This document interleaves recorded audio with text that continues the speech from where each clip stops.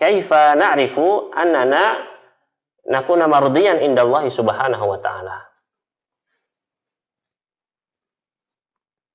رضا الله عز وجل منزلة عالية عظيمة جدا، وإنما يحصل رضا الله عز وجل بتحقيق توحيده وحسن اتباعه لرسول الله صلى الله عليه وسلم والاجتهاد في طاعته، بحيث يكون الإنسان سائرا على طريق المرضيين الذين رضي الله عنهم.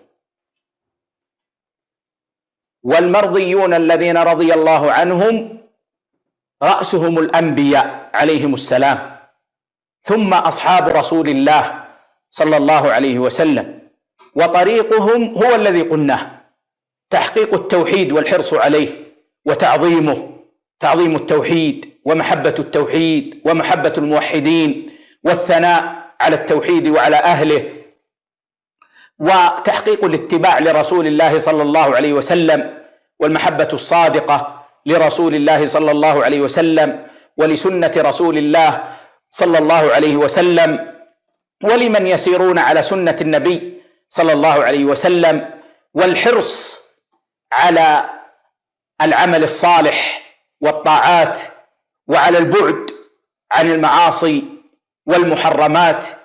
فإذا فعل العبد هذا فإنه يكون ممن سار في طريق الرضا، ومن سار مخلصا يصل إن شاء الله عز وجل.